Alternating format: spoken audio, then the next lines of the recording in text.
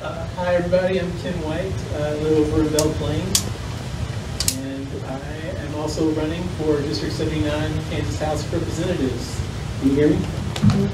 Okay, sort of. I'm right in front of the speaker, so maybe that's not a good idea. Check, check, check, check, check. Check 1, 2. Check, check, check. Any better? A little better? All right. As I was saying, my name is Ken White. I live in Belle Plaine, and I'm running for District 79, Kansas House of Representatives. Pleased to meet you guys. When I filed, ever since then, I've been just trying to get my materials together, my website, my Facebook, and everything, so that I'd have a way to talk to people online. And my plan now is to try to get out more in the community over the next month. So I'm hoping you're going to see my face a lot more. And Facebook, Ken White 4KS, find me there, or my website at kenwhite4ks.com. So please reach out to me. Let me know what your concerns and issues might be. Would assume you probably want to know why I'm running. I have greatly admired and respected Ed Trimmer's work in the House, and felt like that he was doing a great job. In 2016, when the legislature couldn't agree to fully fund education, I was really upset. At that point, I had considered running for the Senate seat, but Mr. Shimkus had already put his name in, and I thought, why contest that race when he seemed like a good viable candidate? So it was an emotional decision. I thought, okay, well, we'll let cooler heads prevail. And then when the 2018 election cycle came around, I felt sorely disappointed, and have since felt like that we haven't been represented at the state level in this district.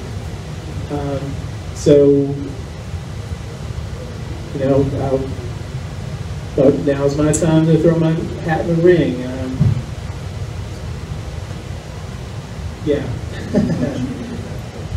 So I grew up in Kentucky, but I've been in Kansas about 25 years. My first career was as a professional musician, and I performed several times here at Walnut Valley Festival, and that's was my first taste of Kansas, my first taste of Cowley County. It's beautiful here. I've since met the love of my life, and she owned and still owns the Bartlett Arboretum over in Belle Plaine. So I'm a lucky man in that I get to hang out with her. My main job at the Arboretum, though, is just to make sure that she's fed and rested and know the sharp end of the shovel, and that's about all I know about arboriculture. Also, when I moved to Kansas, shortly thereafter, I became a single dad.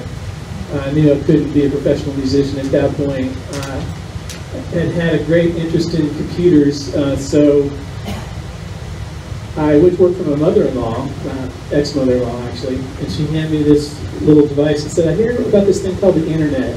Why don't you find out about that? So I became a web programmer in 1995, and sharpened my skills to the point that me and a couple other folks started our own advertising design agency in Wichita, and I've been doing that for 18 years. So I'm an entrepreneur, I'm a web developer, I'm a scrappy dude. I feel like I went to the school of hard knocks, and kind of like Richard was saying, I don't feel like there's any issue that I can't learn about and tackle. So yeah, my main feeling is that the number one job of a legislator is to safeguard the health and the welfare of Kansans. And I feel like so much of what happens in Topeka are two football teams trying to beat each other, and Kansans are kind of left out of the equation. So I feel like I can be thoughtful and communicative on issues, and I want to represent you guys. And questions, please. Yeah, a few of them, and you can answer them in any order. How do you feel about the marijuana laws in Kansas? Will you stand up and have them make it into a legal drug for Kansans, whether it's medical and or Medicaid for Kansans? Where do you stand on that? Gun reform?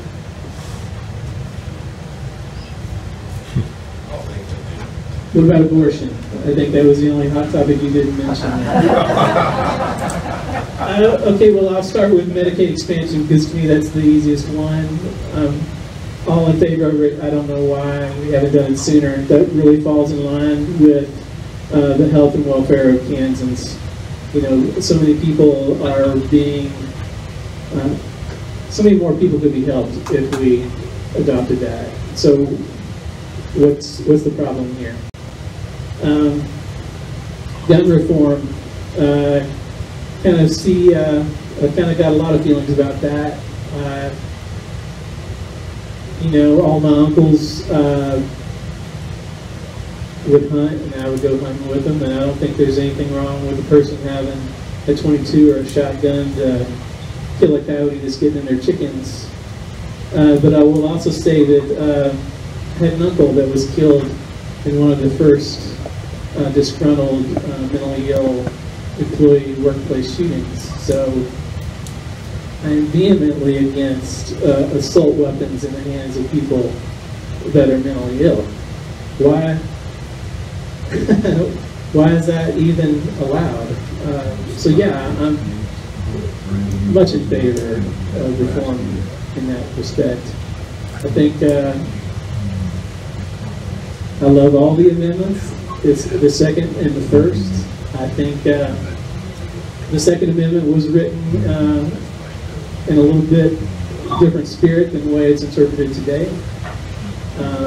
And I sure hope that if tyranny does come up in this country, that the NRA is going to be behind all of us to overthrow it. But I don't know that that will be the case. So there goes my NRA endorsement. Not that I was looking for one. Marijuana laws is a tougher one. I'm not a recreational marijuana user, nor I don't really know much about it. I will say I may be one of the few musicians that haven't. I think it's inevitable. I don't see why Kansas insists on being the last state in the union to adopt it, but I believe they may be. So I really don't have any strong feelings on that issue. So guide me. Tell me why we should. One thing economically. Yes.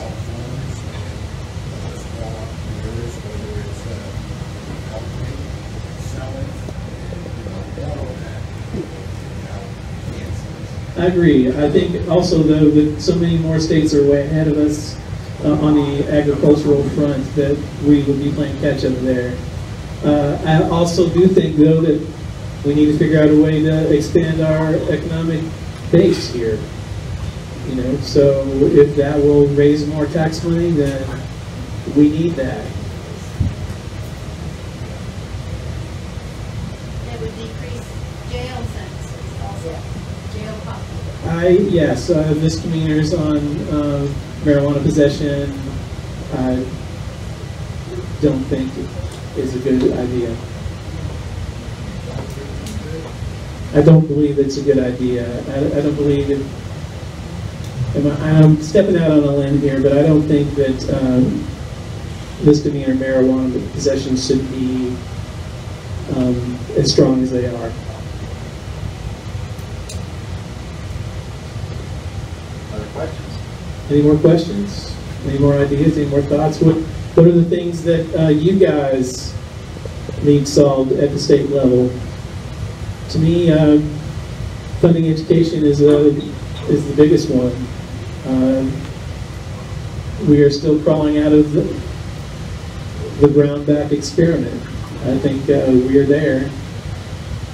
But with COVID-19's impact on the economy, that's going to mean less tax base for us to work with. How are we going to navigate that? And that's going to need people that can come to the table with solutions and that can talk to each other and not be concerned with who's cutting each other's hair. Yes?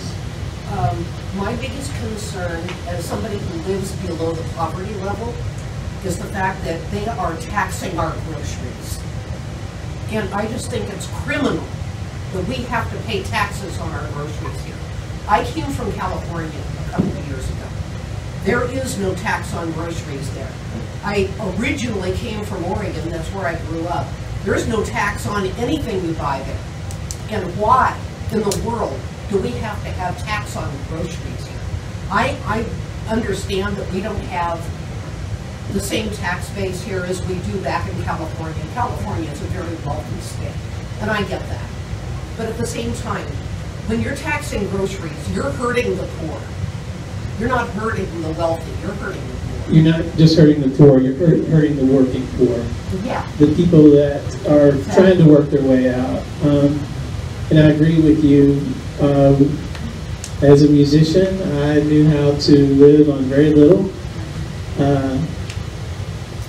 I didn't have any dental insurance. I didn't have a savings account. The thing that hurt me the most was financial institutions. Not that that would be regulated at a state level, but overdraft fees and interest charges are designed to keep the poor. I think one of the things that we can do at state level is make sure that the wealthy pay their fair share. It needs to be equitable. When Warren Buffett can say that he pays a smaller percentage in taxes than his secretary does, that tells you even he knows.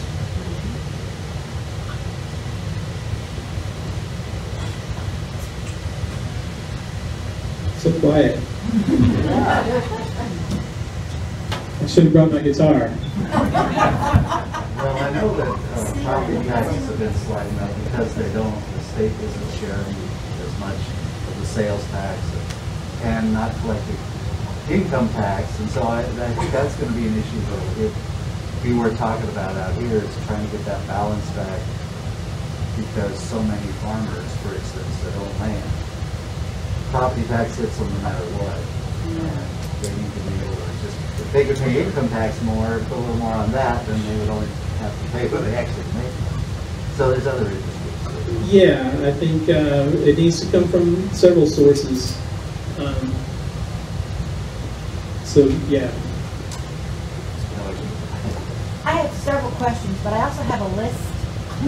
Okay. I'm here all day. We close at 4. But Although we have other guests. I know, I'll hurry. Go ahead. I'm pretty much a progressive, and I came from the East Coast, and we all knew Donald Trump and who he was and what he did and how he hurt people back in 1973, and he was caught being what we all hate, a racist. So all he did was pay a fine, and it didn't hurt him one bit. Now he had all those businesses to keep him propped up, as you would say, in those days. Well, there are a lot of people right now who complain about paying taxes, and they're making millions and zillions of dollars, and we should feel sorry for them, and I think that's atrocious. And I think it's obscene, to be honest with you. So all of those things that we should have been doing all these years, the last 50 at least, or 45, when Ronald Reagan broke the union at the air traffic controllers, it started us in this absolute avalanche of bullshit. I don't know how else to say it, but we have been suffering ever since. And I've seen it happen back there, and we've had people trying to break unions. My whole family's union. I was a union. Well, we got what we asked for, but we had to fight for it. That's the way unions work. My husband's a union. He had to fight for it. Well, that's great, but the unions being broken, to me, is a big deal. And the fact that we don't have women making equal pay for equal work, and we don't have people of color making equal pay for equal work, that to me is just crime. That's all I can say. It's illegal working for the federal government. But all these other governments, like the other day, the Supreme Court said, well, you can't be fired for being gay. But they forgot all the other stuff. They can take away your health benefits, your vacation, your sick leave, anything they want. They can find other ways to fire you. I have 2 gay children. I know about stuff like that. So all I'm saying is that progressives have seemed to just, we're not going in the right direction. So what do you intend to do about it? And are you a super progressive? That's a difficult question. But again, we got time. I have lots of thoughts around that. I think as a businessman, that automatically labels me a capitalist. But philosophically, I think capitalism without ethics, without compassion, without somebody there, just by nature, capitalism is going to use every last resource it can get its hands on, and that includes people. It includes the environment. It includes our planet. So we've got to figure out a way to walk back from that, and where are those checks and balances? And they're not in Washington, and they are not in the far right of the Kansas legislature either. So I think really all we can do is vote. That's really the only mechanism for change that we have. So would you call yourself progressive in those terms? Yeah. I would also think that part of what enrages me these days, I thought in 2004, hope. I was hopeful. But in 2016, I thought, come on, we're cooler than this, right? I thought we figured this out, but obviously we haven't. To the point that it's so distressing in every aspect of our life. I think part of it is one of the things that a conservative thinker does really well is to think in binary terms. You're either this or you're that.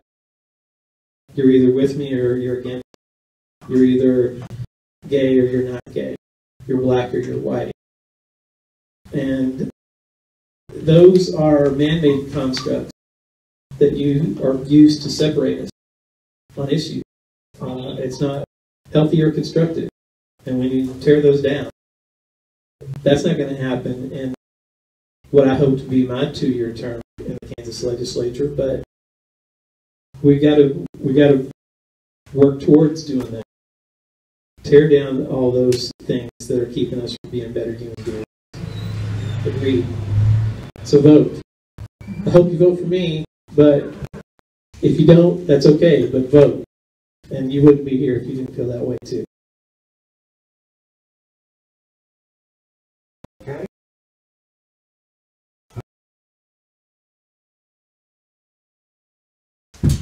Well, we're about the same amount of time that Rich had, so That's fast. I know it goes fast, doesn't it?